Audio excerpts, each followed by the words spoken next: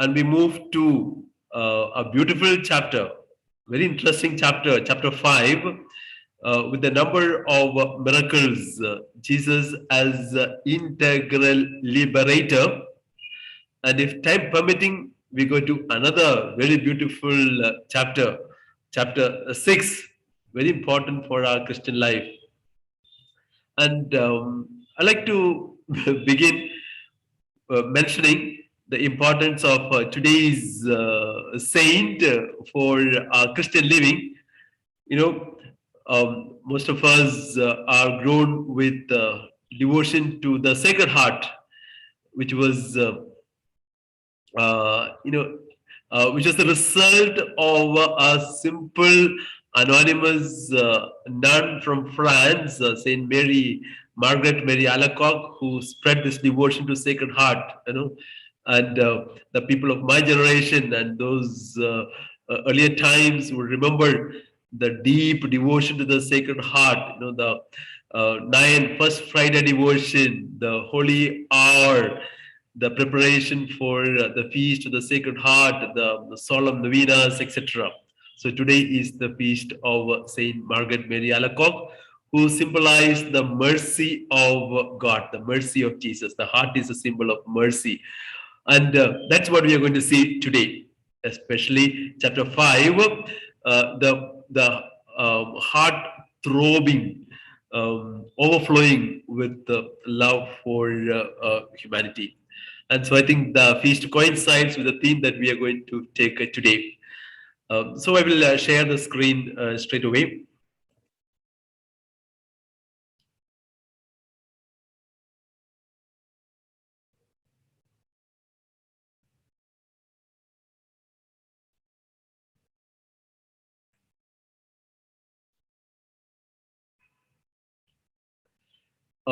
I'd like to highlight two passages from chapter 5. And another beautiful passage Deacon Dixon has already projected. It's a very really wonderful passage which goes in line with the theme. You already saw chapter 5, verse 19. The boy who had been possessed becomes an apostle. Go home to your friends and tell them how much the Lord has done for you. And here, the faith of the woman with the hemorrhage, for she for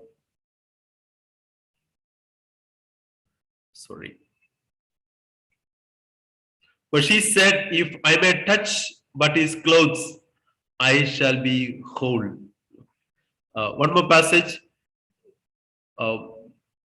Do not fear, only believe. Do not fear, only believe. So two major stories of Jesus healing two daughters. One daughter of Abraham, other daughter of Jairus. Daughter of Abraham means Abraham, a father in faith. Okay. So this will be the theme that we will be handling today. Main theme. Okay, let's continue from where we stopped yesterday. We were with the parable of the sower and the explanation for the parable.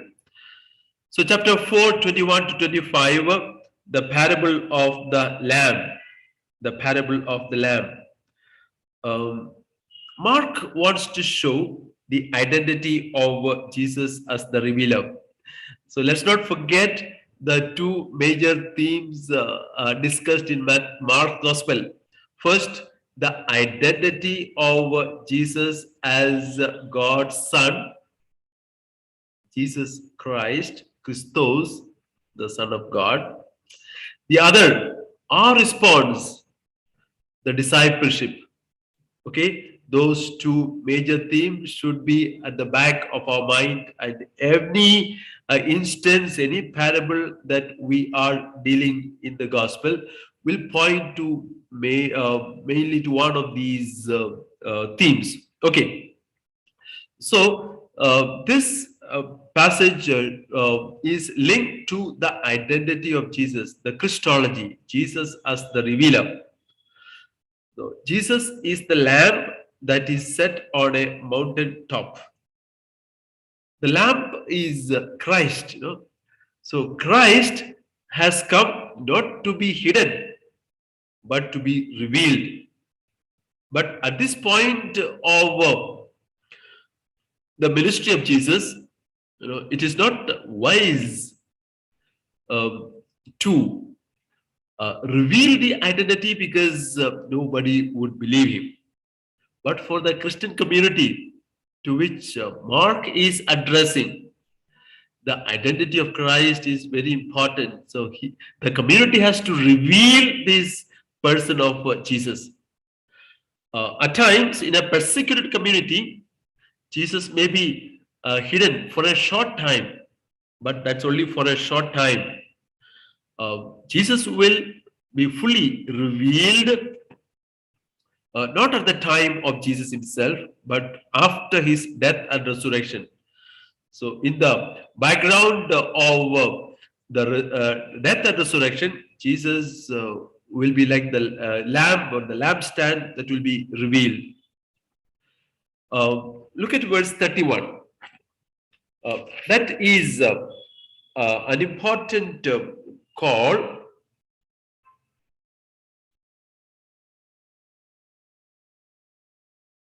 Okay.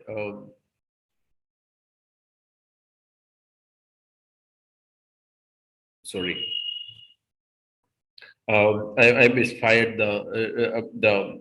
It is actually 23, verse 23. Let anyone with ears to hear listen. With anyone with ears to hear listen.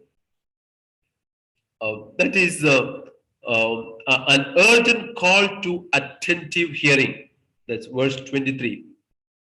He said, the measure you give is the measure you will get. The measure you give is the measure you will get. So this is concerning revelation. In simple terms, the more you are open to Jesus, the more will be the revelation you receive. The identity of Jesus will be revealed more. The measure that you are open. So those who are open, more will be given them. And those who do not open themselves at all, whatever they have will be lost. And that's the meaning of verse 25. But to those who have more, more will be given. And from those who have nothing, even what they have will be taken away. So this is concerning the response of the disciple to the revelation that they receive from Jesus. So every reader of Mark must continuously grow in their understanding of Jesus for themselves, or they will lose even what they think they have. Next is a interesting parable of the farmer who sleeps after sowing the seed. This also has a lot of significance for Christian living. What does this farmer do? All that the farmer does is to sow the seed. The next action he does is harvesting the grain. The seed grows by itself and produces an abundant harvest. Here, the point is to show that God takes the initiative. So, it is not because the farmer has done something after the sowing. He's not keeping awake. He is not making the seed sprout and grow. No? So this action is done by God. The seed grows by itself and produces an abundant harvest. The point to note is that it's God who takes the initiative. God is behind every life and every growth. God is behind every life and every growth. So this shatters the illusions of those who think that they can control the coming of God's kingdom. So many people, many religious leaders may have thought at Jesus' time that their austerity, their acts of piety would control God's kingdom. And they will be ushering in the arrival of God's kingdom. Jesus, with this parable of or parables of the kingdom, is trying to say, no, it is not what we think we are doing for God. We are cooperating, yes, but finally the growth is given by God, and we cannot control God's arrival of God's kingdom. So we have the assurance from Jesus. What does he tell us? Despite opposition and apparent failures, the seed of the kingdom will certainly reach its growth, which will lead to plentiful harvest. The last parable of the chapter is also about seed. The chapter begins with the seed. It ends, the parable session also ends with the seed. But this is the mustard seed. According to the Bible, the smallest of all seeds. Remember, Mark was not botanical professor. Okay, so he was sharing the information that was available in the ancient world. Okay, today, botanically, one might say, there are also other herbals, other seeds that are even smaller than mustard seed. Okay, so what the other evangelist is telling us, or Jesus is telling us, the contrast between the smallest of all seeds and the greatness of the growth. So this is a contrast between a very small beginning and the rapid growth of the kingdom. Okay, some translations again, mustard, the seed grows into a huge tree and etc. No, it's a bush. It's a bush.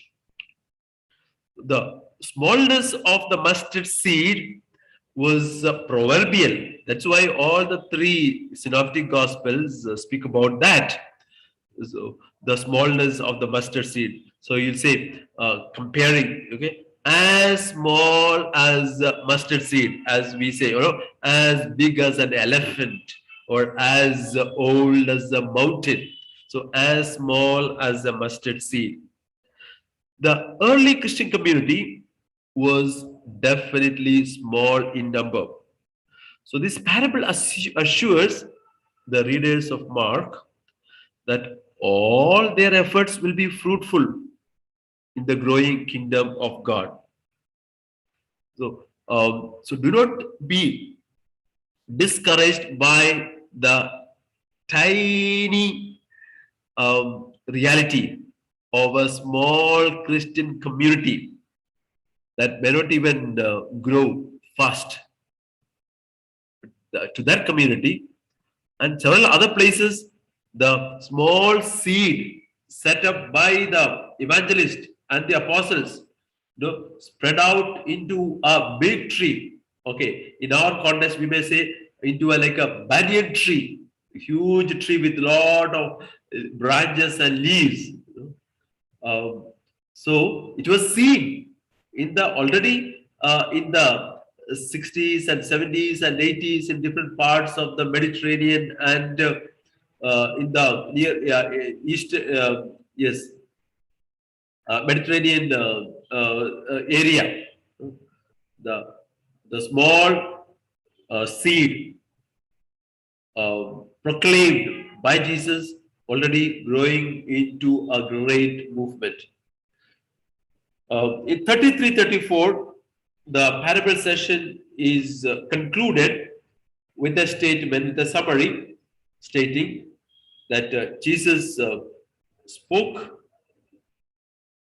to the public in parables, but he explained to the disciples the parables.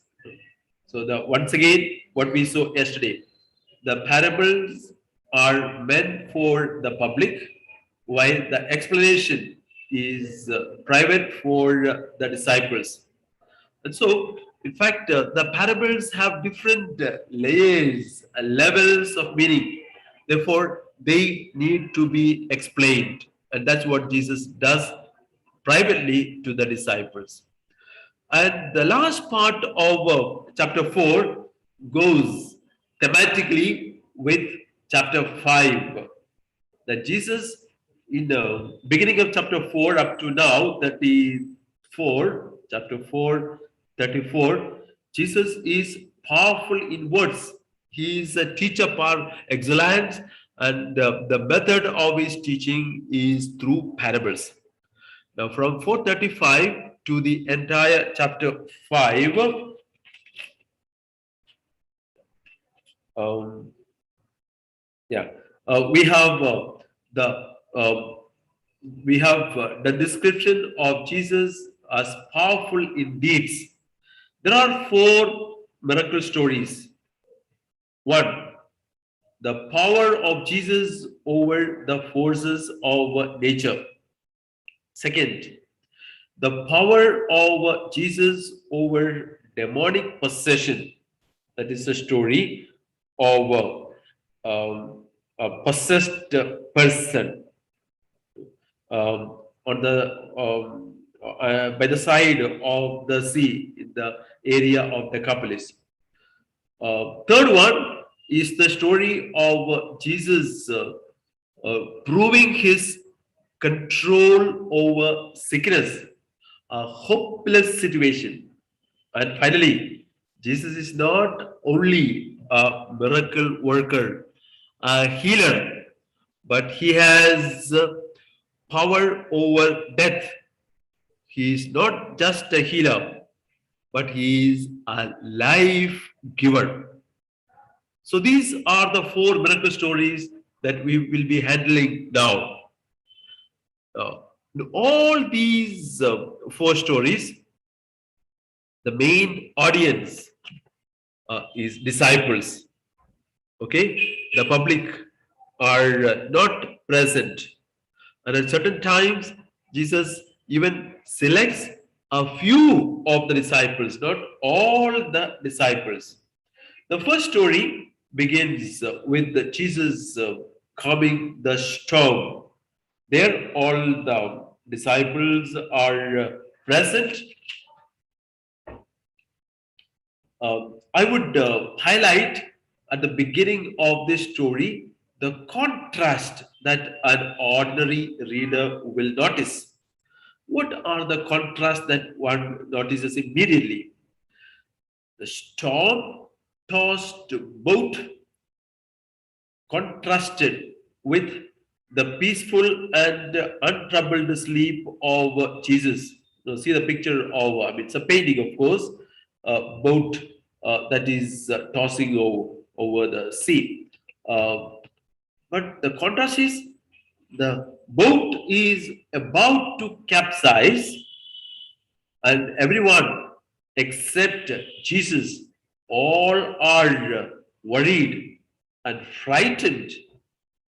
But Jesus is very peaceful, and he is sleeping without any trouble. That's the first contrast. Second contrast, the terror and panic of the disciples, some of them at least were fishermen.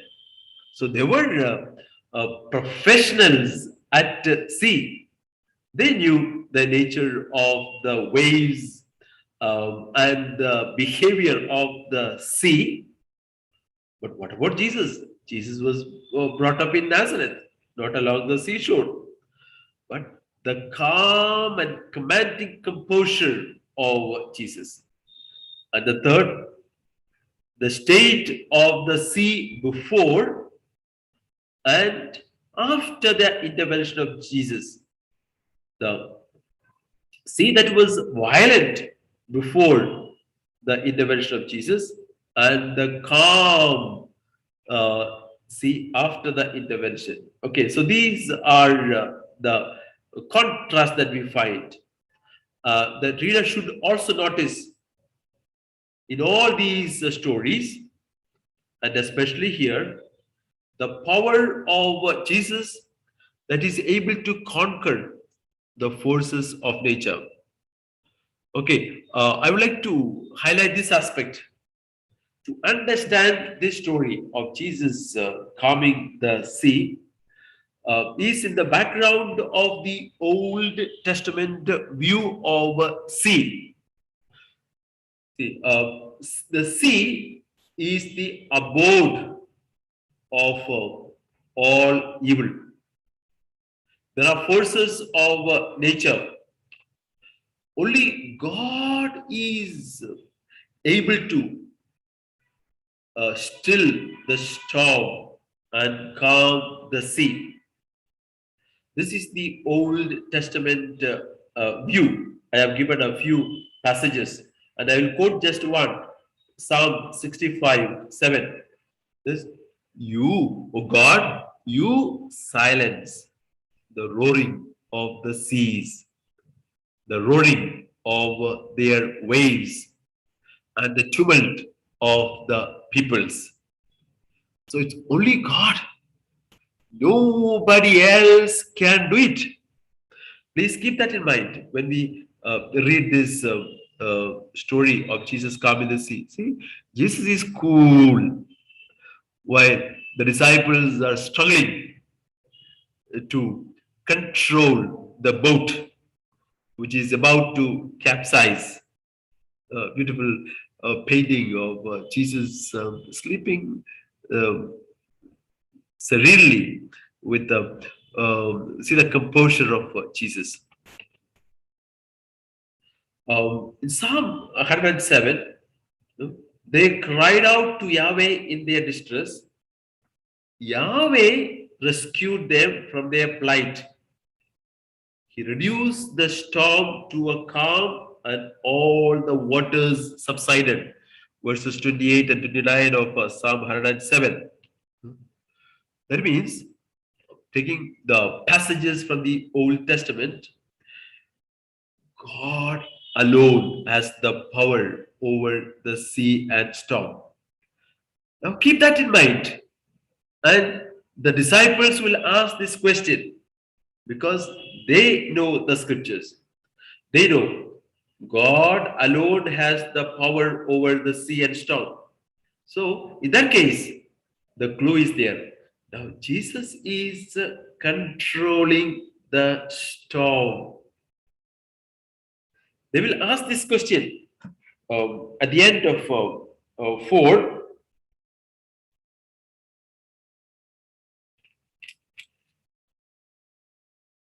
End of chapter 4.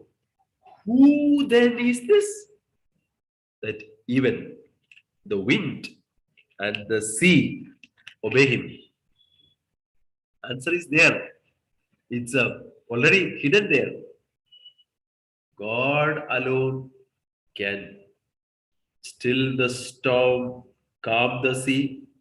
Then here is the new Yahweh, Jesus, who has the divine power. So every reader gets to know another identity of Jesus. Jesus having power over the forces of nature, the wind and the sea.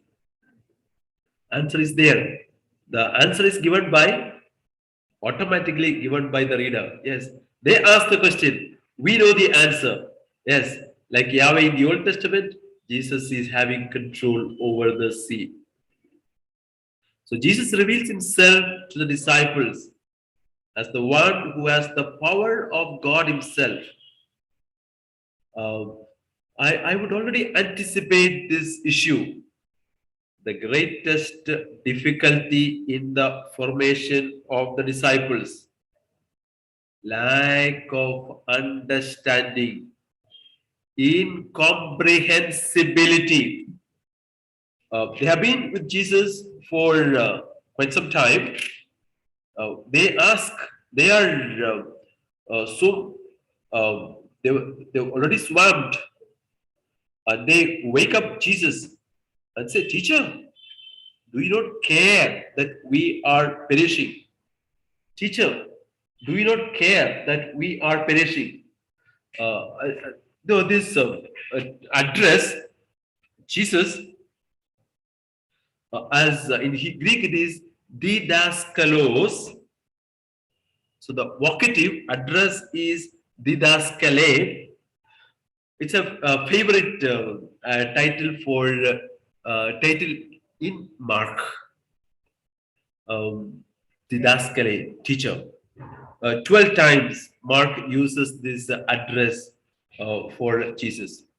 While in I once mentioned that in the Matthew's Gospel, it is Kyrie, Lord. Those within, those who are inside the company of Jesus, the apostles will address Jesus as Kyrie, Lord. But in Mark, it is more didaskale, teacher, or Rabbi is the Aramaic word. Didaskale is Greek.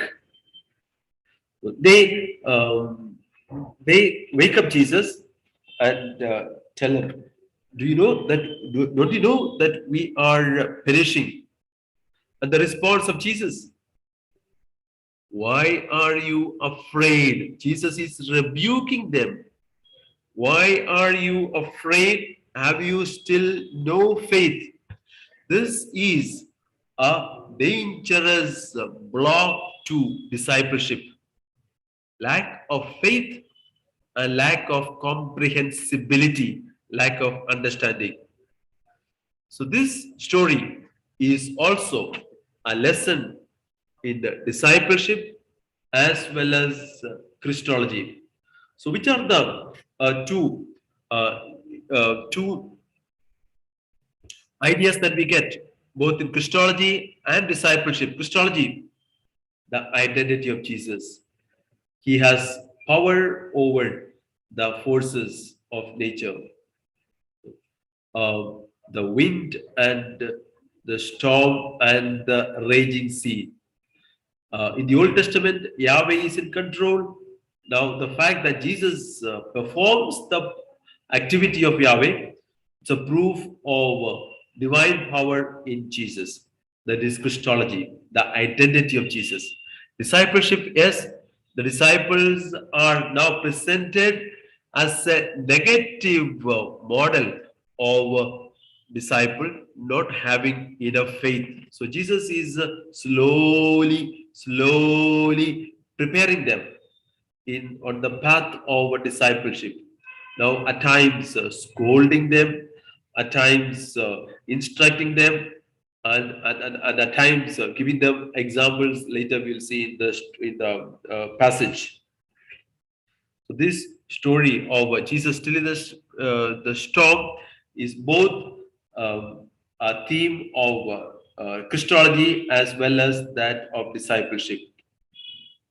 Before I conclude this story of Jesus stilling the storm, is this an exorcism story? Looking at the vocabulary, a reader of Mark will get an impression. Yes, this has probably something to do with an exorcism story. The vocabulary. So, just like Jesus rebuking the demon, he is rebuking the wind. I have given the references that we have seen, two and one in chapter 9. And just like exorcism story, after the command, the response is immediate. Immediate. I will read to you 4:39. Jesus said, "Peace, be still." Then the wind ceased, and there was a dead calm. The exorcism stories, something similar is seen. The I mentioned once that the concept of the sea in the Old Testament is very negative because sea is the abode of evil forces. Old Testament even mentions the powers who control the sea. At times, Rahab, and at times, Leviathan. I have given some references. Psalm 74, Psalm 89, Job 41, 1, Isaiah 27. No, Leviathan is mentioned, or Rahab is mentioned, that they have control over the sea. So Jesus is exorcising, the evil powers who control the sea. Okay. Now, what is the message that that the evangelist is giving to the church? Very important, even for us. Throughout the New Testament, boat represents the church. It is much more in the Gospel according to Matthew. The bark of Peter. As of now, the primacy of Peter in the boat is not highlighted here in Mark, but boat represents the church. It is threatened by persecutions and all types of evil forces. And just like in this story, Jesus is present in the boat. The church does not recognize the presence of Jesus. They think that Jesus is asleep. At times, Jesus appears to be asleep, but he is not really asleep. He is aware, awake.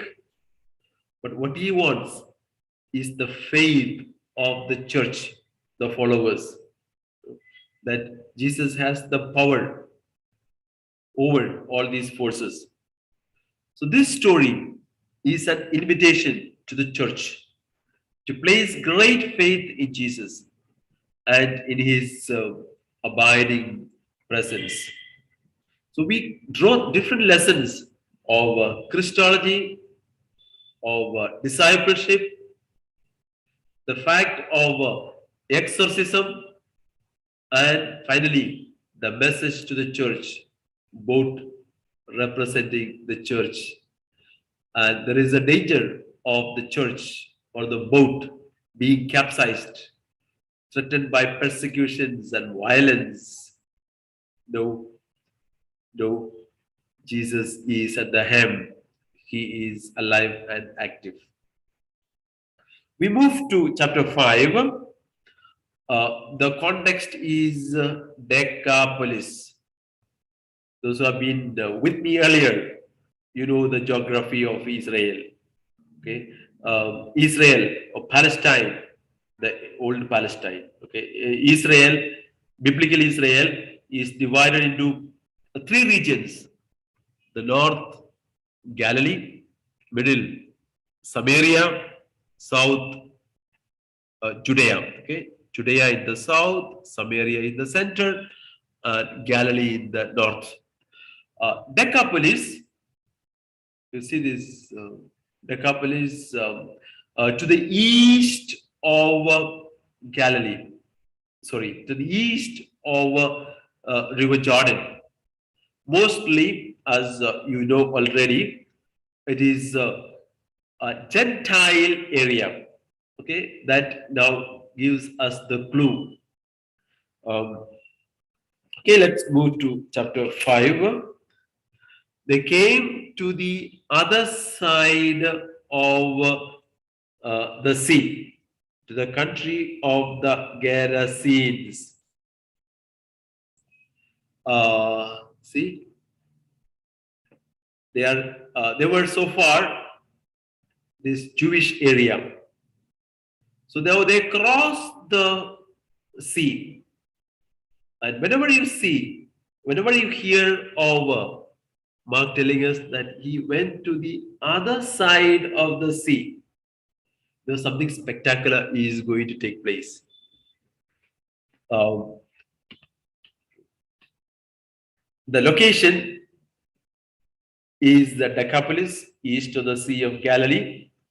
And according to Mark, this is the first time that Jesus is entering Gentile territory. And the name of the city or town is Gerasene. I would request you to go through this chapter 5, especially verse 1 to verse 20, and even more. If you look carefully from verse 1 to 13, the first is a part. And if you get a pencil and underline all those passages, sorry, all the vocabulary, all the phrases that is related to ritual uncleanness, ritual impurity, that will give us the message at the end of this chapter. Who is Jesus? The whole thing is taking place in the context of impurity. So I am already giving you the clue. The context of impurity. First of all, Jesus has crossed the sea, going into the Gentile area, the place Decapolis, symbol of Greek culture, non-Jewish Gentile people. Gerasene, Gentile territory. The man, possessed man, he is a Gentile from Gentile territory. He roars violently around the tomb. What does tomb stand for? It's totally unclean. Elsewhere, you would see Jesus comparing the leadership to whitewashed tombs. Why tombs are whitewashed? That never by mistake, inadvertence, someone should step over, touch a tomb, because that will make him unclean. Just like touching a dead body, the tomb can make a person unclean. So here the tomb again represents ritual impurity. So if you go through this text, Gerasenes, tomb, unclean spirit, again tomb, man restrained with chain, tomb again mentioned, unclean spirit, herd of swine, again unclean spirit, swine, sea, drowned in the sea, swine herds, so many phrases referring to the impurity of the place. Already in the first story, then also in the second story, the woman is with a flow of blood, hemorrhage, that makes her unclean, and not for one day, 12 years. Then the other girl, the daughter of Jairus, she is at the point of death. Sickness will make a person unclean, and she also is dead. Jesus touches her, and that could make him impure. See, whole chapter is in the context of impurity. Okay, let's look at some of the important features. So he is possessed. The man is possessed by not just one demon, a host of demons, a host of demons. In fact, verse 9, Jesus asked him, "What is your name?" See the answer? He said, "My name is Legion or Legion." What is this legion in English? Yeah, it is a Latin word loaned into Greek and also in Aramaic, designating a military unit of roughly 6,000 troops. So when Jesus asked this man, "What is your name?" He says, "I am a legion, I am a legion." 6,000 people. So anyway, it's trying to say that a group of demons possessed this man. That is why they are not able to restrain him. Not able to restrain him. See, he is so powerful. The details are given. If he had been, so they could not, no one could restrain him anymore, even with a chain. But the chains he wrenched apart, and the shackles he broke in pieces, and no one had the strength to subdue him. And that shows that he is possessed by a legion. Again, night and day among the tombs and on the mountain, he was always howling and bruising himself with the stones. You know, I mentioned once that the reference to mountains in the New Testament, in the Old Testament also, very significant. But the mountain mentioned here is not anything really positive. It is actually translated as hilltop, but it's literally mountains. Although for Jews, mountain referred to places of or place of divine revelation, it also meant a place of refuge and danger, because especially the tombs were set up outside the living area, outside their residential residential area. They were set up on mountains, the tombs. So that could be the reason here.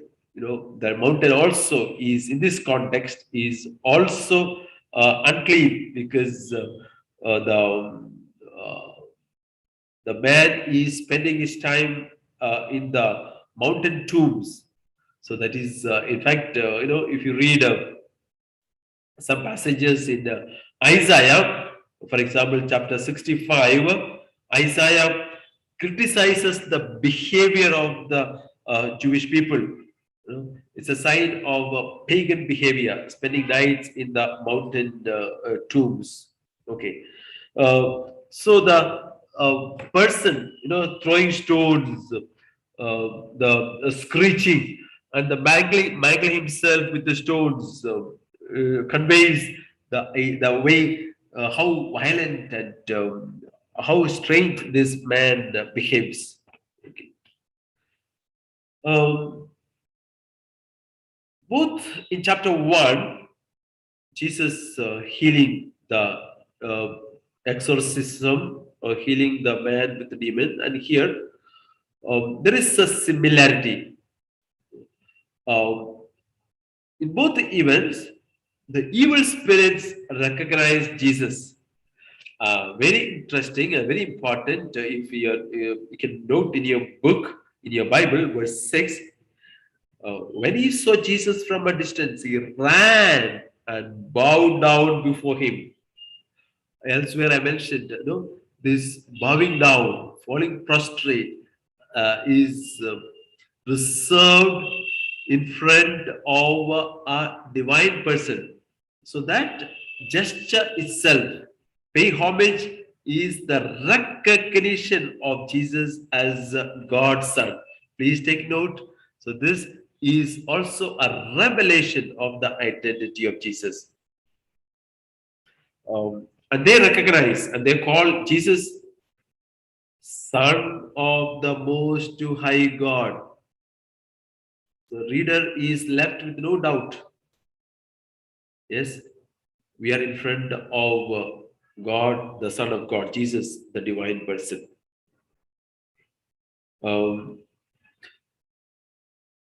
Then after the exorcism, after the exorcism, the demons ask Jesus to send them into a herd of swine, pigs. They are also unclean. I think there is a big theology here that Jesus entering into the Gentile area right at the, let's say, the beginning of the ministry is highly theological.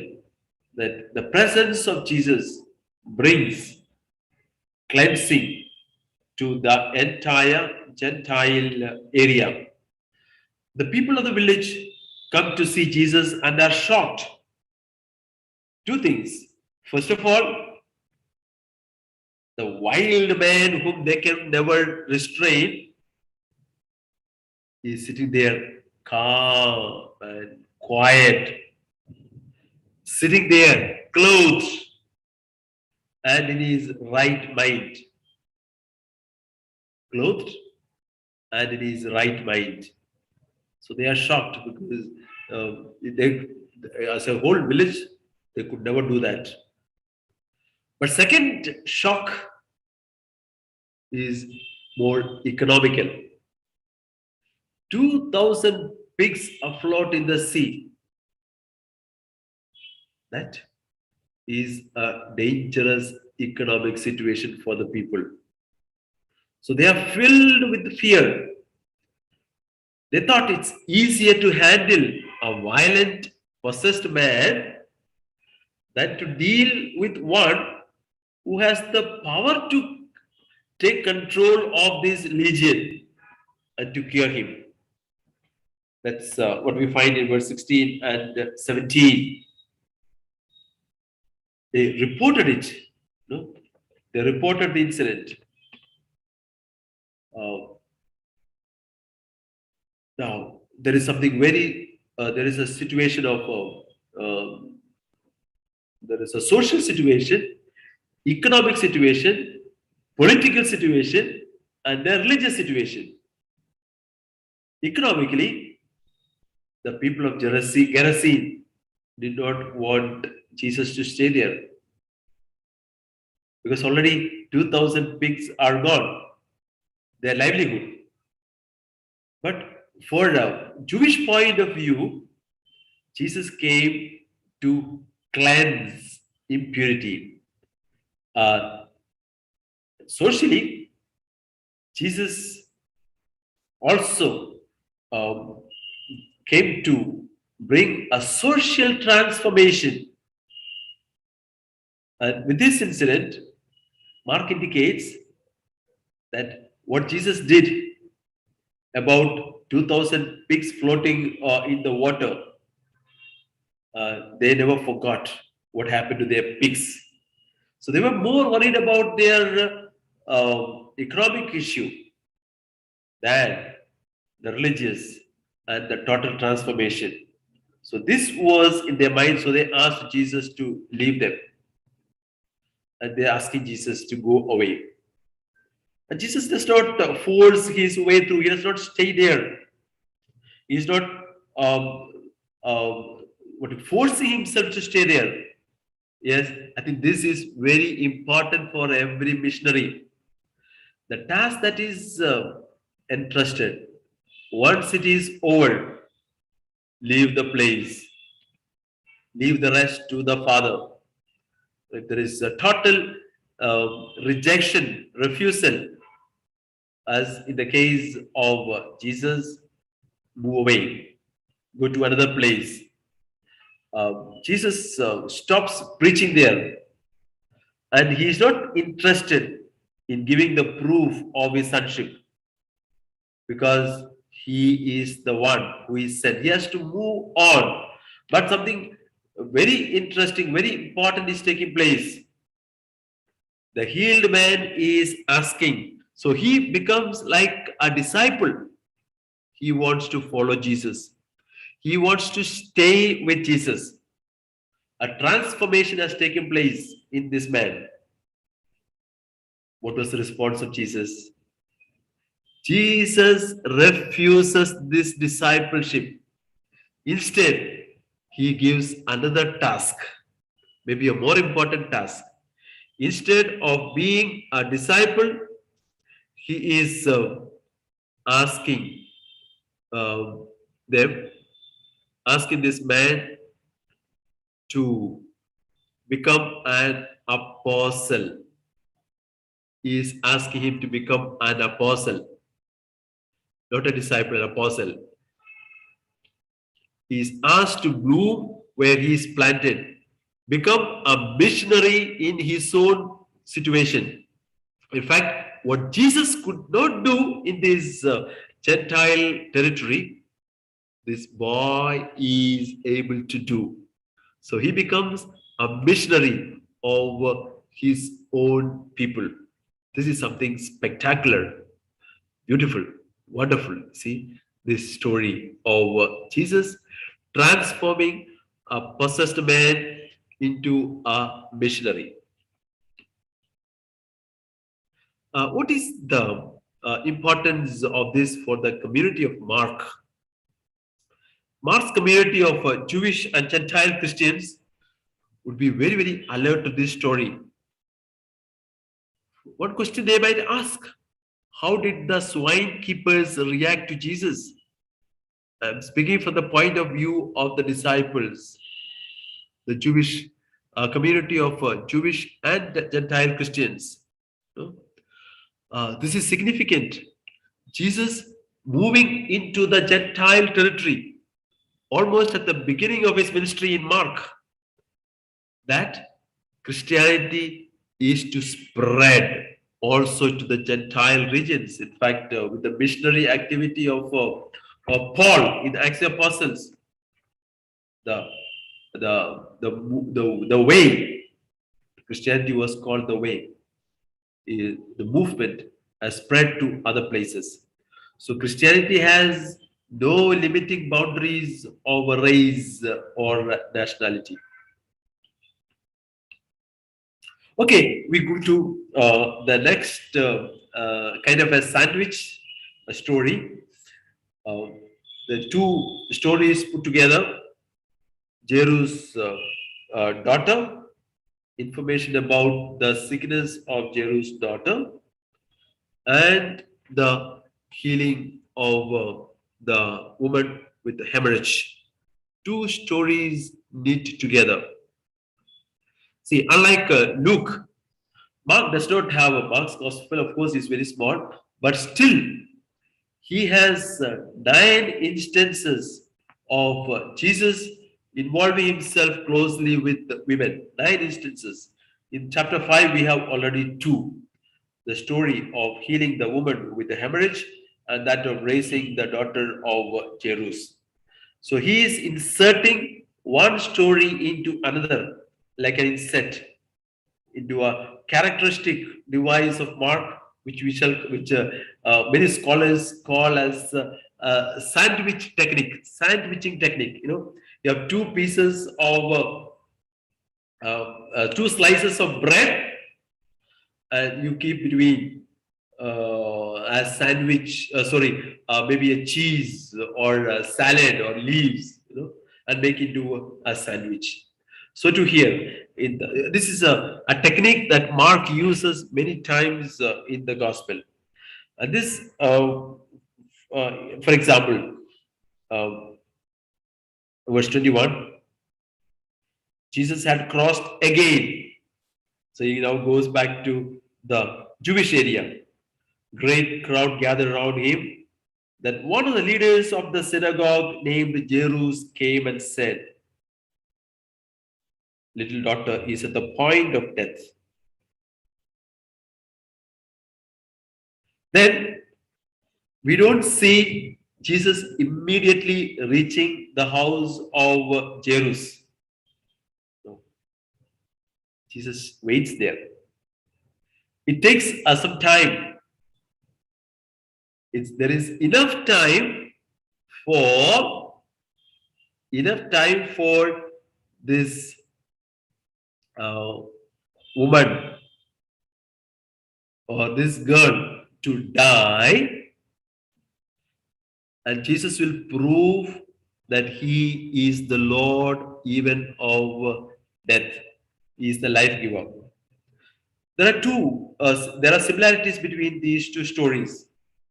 First, both end in the cure of a person who had been hopelessly sick. The first woman, she is with hemorrhage, and for 12 years, verse 25, she had been suffering from hemorrhages for 12 years.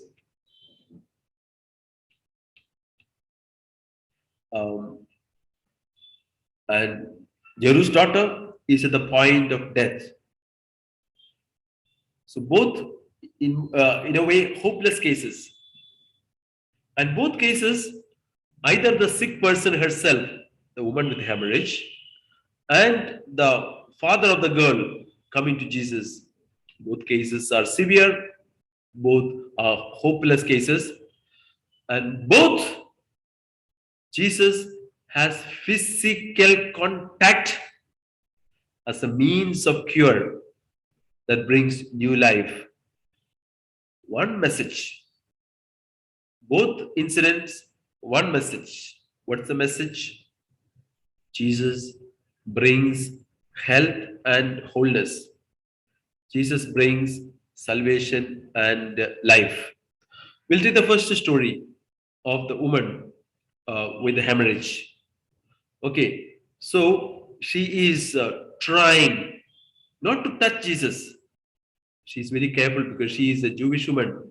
She knows what it implies if she were to touch Jesus.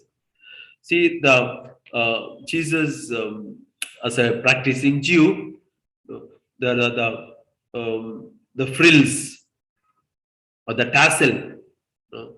The woman is trying not to touch Jesus, and not even the main garment, but just touching the tassel, the fringe of the garment. In no way she wants to break the rule of impurity or a ritual cleanliness. But she can make Jesus unclean. Now, problem is, everyone knows that she is unclean, because verse 26, she had endured much under many physicians. She had spent all that she had, and she was no better, but rather grew worse. This is a slap on the face of all the physicians of the time. Her situation became worse, and every doctor in the town knew her, because she had, in her hopeless situation, approached to probably all the doctors. Interestingly, Luke, who probably was a physician, who did not want to betray his own profession, will not make this statement that the woman went to all the physicians of the place and the situation became worse. No, he does not. Luke does not want to betray his own profession. Okay, Mark gives us this detail. So, this detail is important for us to know the precarious situation of the woman. Everyone knows that she is ritually unclean. She is socially ostracized. She cannot enter the temple. She cannot join the community for religious practices. This, according to Leviticus chapter 15:25, I will read this. If a woman has a discharge of blood for many days, not at the time of her impurity, so outside her the time of, let's say, the menstruation period, or if she has a discharge beyond the time of her impurity, all the days of the discharge she shall continue in uncleanness, as in the days of her impurity she shall be unclean. So, as per the Levitical law, she for 12 years is unclean.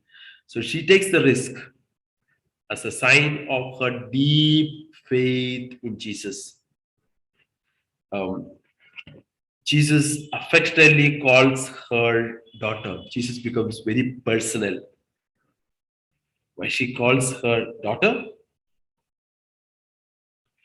Because so far she was outside the community.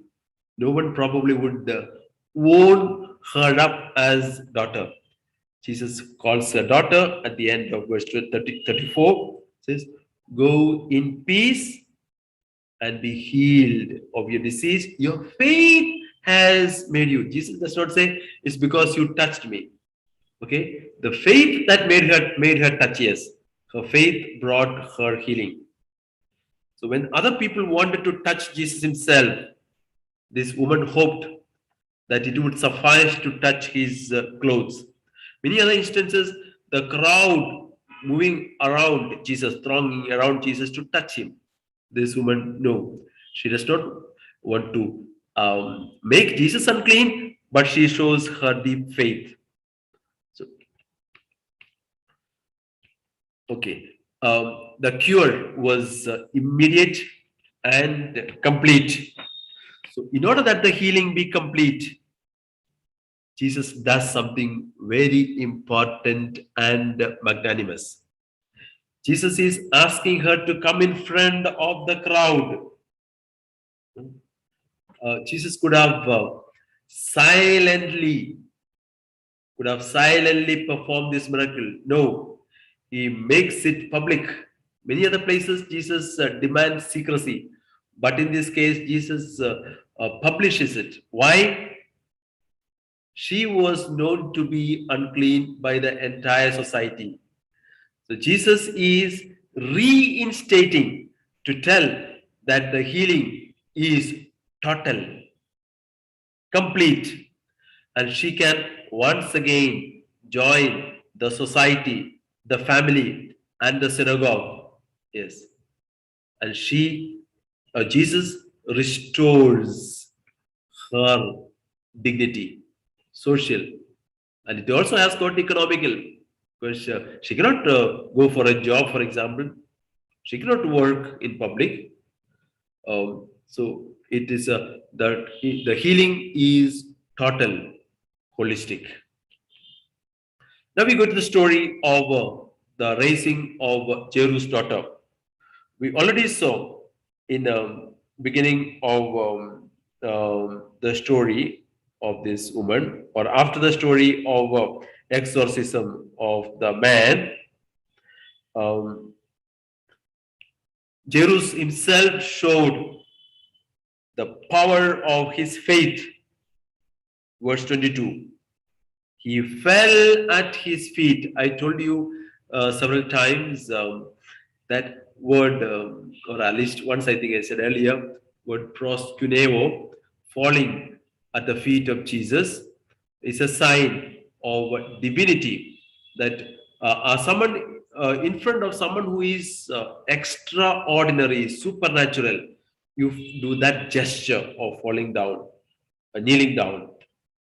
The father of Jairus does that, And he says he begged him repeatedly, repeatedly. Um, I would like to make a note here at this juncture. See, it is in verse 21 onwards that Jairus meets Jesus. And he said, "My daughter is at the point of death. There is no time left. Please come immediately and touch her so that she may be made well." So Jairus does not know that Jesus has got power over death. He knows that Jesus is a healer. Jesus can heal sicknesses, but Jesus waits. Just like a long journey that Jesus undertakes in Mark's Gospel, but long journey from Galilee to Jerusalem. Jesus now waits, which will also foreshadow his own resurrection. So Mark makes this journey very long so that this girl will die, and everybody knows that she is dead and there is absolutely no hope. And the situation of utter hopelessness, Jesus brings life. The extraordinary event of raising the girl from death. So Mark brings in the healing of the woman. So there is enough time for Jesus to move to the next place. So with this incident,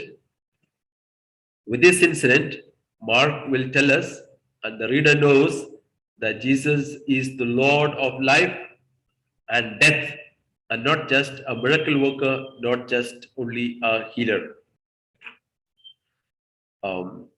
As I just mentioned, the miracle of raising the daughter of Jairus is symbolic of Jesus' own resurrection. And in this story and the two incidents, especially the story of the raising of raising of Jairus' daughter, Jesus manifests his own identity. It's a self-revelation. In this story, when they reach the house, information is given that the daughter is dead. Why trouble the teacher any further? Jesus is called a teacher in verse 35. Because nobody knows that Jesus can give life. They all know that Jesus can heal, but not give life. That's why they said, no, why to waste? Why to trouble the teacher any further? Jesus, overhearing, said, "Do not fear, only believe." Do not fear, only believe. Here, something spectacular, mysterious is going to take place. So Jesus takes just three people: Peter, James, and John. Yesterday, I think it said the order in Mark's Gospel of the list of the apostles changes. Andrew is not the second position. It is James and John. The three intimate group, those in the inner, the core team of Jesus, who will witness to some of the most important events in the life of Jesus, like transfiguration and like in the event at the Gethsemane and so on. So Peter, James, and John, they have a special privilege of seeing Jesus as a life giver. Let's look at these two women. Okay, earlier we said the woman with the hemorrhage, she had in fact, no role. She was, so Jesus has to call her daughter. The social status of this young girl is of a higher status than that of the woman with hemorrhage. because this woman with hemorrhage has to fend for herself. She's ostracized from the society. So the girl is in a more advantageous position than the woman. Um, I mentioned this, that she was isolated and on all way or every way she was ostracized socially, politically, economically, and religiously. And these two women will form the family of new family of Jesus. Um, Interestingly, uh, Jesus Mark reports that in all the miraculous power, he preserves the human side of Jesus. Two things. First, Jesus, who had the healing power than all the physicians of his day. The first example of the woman with the hemorrhage. He did not know who had touched him. The human side of Jesus. Mark highlights. He asked, "Who touched me? Who touched me?" And the disciples are asking, "See, so many people are pressing around you. How can he say, who touched me?" Uh, yeah. So the human side of Jesus. Maybe today we will say, maybe it's because he wanted this woman to come to public and the healing has to be proved that she can be reinstated. Secondly, how Jesus is so sensitive to the little girl who may not have eaten for several days, and now she is raised. Jesus is asking them to give her something to eat. That's how the story ends in verse 43. Um, Interestingly, the her age is also highlighted. She is 12 years of age. The other woman is 12 years of suffering, hemorrhages. The NRSV gives in plural, hemorrhages. Then another significant um, uh, feature that you will see, verse 41. Jesus took her by the hand. Jesus took her by the hand. A law-abiding Jew may be very careful to touch a dead body that can make that person unclean. Jesus, who is the Lord of the Sabbath, who has got power over sickness, now does not make himself unclean. He holds the hand of this girl, takes her by the hand, and said to her, Talitha kum, Talitha kum, one of the very few Aramaic phrases retained in the gospel, which means little girl, get up. Mark translates this Aramaic for his community that may not know Aramaic. Little girl, get up. And she gets up. And at this, they were overcome with amazement. But here again, the so-called messianic secrecy. Jesus ordered them to tell no one about it. This is a prefiguration of his own resurrection. So people should come to know the identity of Jesus after his death and resurrection. Okay, for the time being, I stop here. If there are questions, we will take up. Otherwise, I will introduce the next chapter. I have two to three questions. First question is, why does Mark mention about a pillow during the calming of the storm? See that also, I think the human side of Mark has got a flair for details, details, and the human side of Jesus. So just like an ordinary person would be having, would be resting. And that also shows that having a cushion, he is sleeping very well, as though nothing is taking place, nothing is happening around him.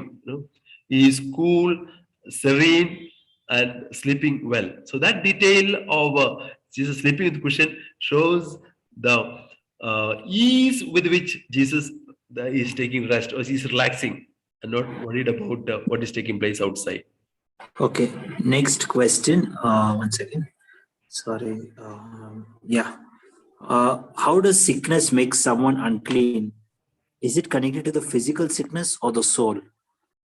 It's physical. So if you read Leviticus, especially chapter 15, there are there's several sicknesses that are considered impure, that will make people unclean.